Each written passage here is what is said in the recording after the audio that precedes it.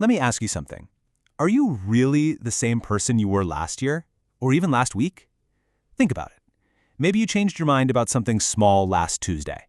Does that mean the you who woke up Wednesday is technically a different person than the one who went to sleep Monday? And how would you even know for sure? Well, that's exactly what we're digging into today. We're going to take one of the oldest, most mind-bending questions in philosophy and use it to unlock the single biggest roadblock facing technology right now. All right, so this isn't just some dusty old academic debate. We're talking about a question that's been around for 2,400 years, and it gets right to the very core of who we are, that feeling of you-ness you have. You've probably heard of this one, right? The Ship of Theseus. The story goes that the people of Athens wanted to preserve the ship of their hero, Theseus. But, wood rots. So as each plank decayed, they'd swap it out for a new one. They did this over and over until, eventually, not a single original plank was left. Which leads to the big question that's been bugging people for centuries. Is it still the same ship? And believe me, this isn't some newfangled puzzle. We're talking more than 2 millennia of the world's most brilliant minds wrestling with this exact problem. And guess what? They all came up with different, totally compelling answers. So let's take a quick tour through some of these big ideas. We'll look at 4 key thinkers. But here's the kicker. Here's the twist in the story. For all their genius, every single one of them missed the same absolutely critical thing. First up, you've got Aristotle. For him, it was simple. The ship isn't the wood, it's the idea of the ship, the blueprint. As long as it looks like the ship and acts like the ship, then yep, it's the same ship.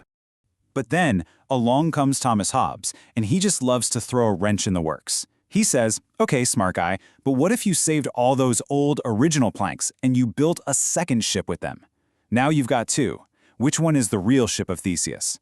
For Hobbes, it was all about the original stuff. The original planks make the original ship, period. Everything else is just a copy. Then John Locke comes in and totally changes the conversation. He points out that, look, ships are one thing, but what about us? A ship doesn't have a memory, but a person does.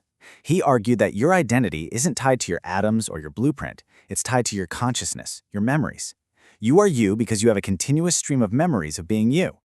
And fast forward to more modern times, you get a philosopher like Parfit, who basically says, everyone, stop, you're asking the wrong question. He argued that this idea of a deep, single identity doesn't really exist. It's just a label, a story we tell ourselves for convenience. It's not some fundamental truth of the universe. So, 4 brilliant thinkers, 4 totally different answers. But here's that blind spot I was talking about. Aristotle, Hobbes, Locke, Parfit, they were all arguing about ideas. Planks, memories, labels, it's all philosophical. They were debating definitions. What none of them had, what no one had, was an instrument, a way to actually measure the change and get a real answer. And that is where this ancient philosophical puzzle suddenly becomes one of the most urgent problems of the 21st century. Because that abstract question is the exact thing holding back a multi-trillion-dollar industry: artificial intelligence. You might not see this problem directly, but the evidence is everywhere in its absence, in the things that aren't happening. Why isn't there a real insurance market for AI? Why aren't companies deploying truly autonomous AI agents at scale? Why won't security officers sign off on it? It all boils down to one thing. You can't trust, you can't insure, and you sure can't deploy something if you can't prove it's still the same thing you started with.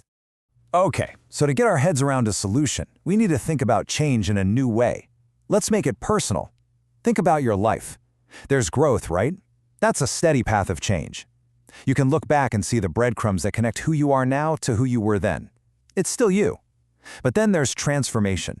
That's a sudden leap, a total break. The path disappears.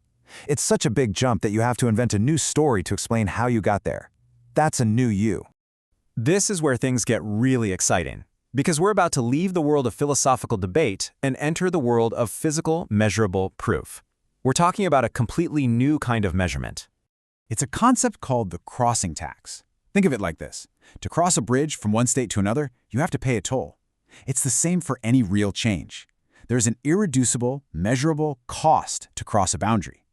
Paying that tax is the physical proof that a system didn't just accidentally drift into a new state, but that it made a genuine, authentic decision to cross over.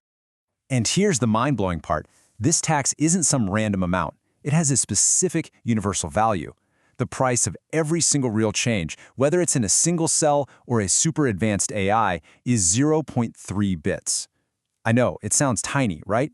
But it's this incredibly precise, non-negotiable physical signature that proves a real transformation has occurred. So how does the instrument actually work? Well, think about how current AI operates. It's like making a photocopy of a photocopy of a photocopy.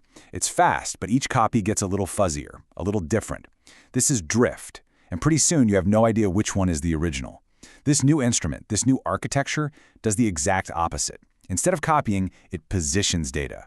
There's only one original, at one specific coordinate, one single source of truth. The data's location is its meaning. So the result is amazing. Just finding the data at its address is the same thing as verifying its identity. Retrieval is verification. No copies, no drift, no doubt. Okay, let's pull this right back from the world of AI and into your own head, because this isn't just about code and machines. This measurement gets to the very heart of the most personal, most fundamental feeling we all have, the feeling of free will. You know exactly what I'm talking about. When you generate a decision, it has a certain weight to it.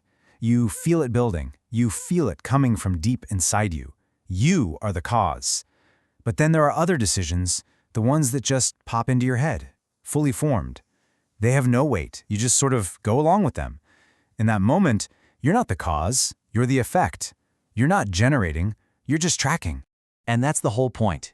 This instrument is a way to physically measure whether the conditions for true authorship are still there. It's the check engine light that tells you whether you or the AI you're relying on are still actually the one holding the compass and steering the ship. So, we end up right back where we started, with that same simple question. But now, the stakes are so much higher. Whether it's for you personally or for the AI that's going to run our world, you have to ask, is the thing making your decisions still you?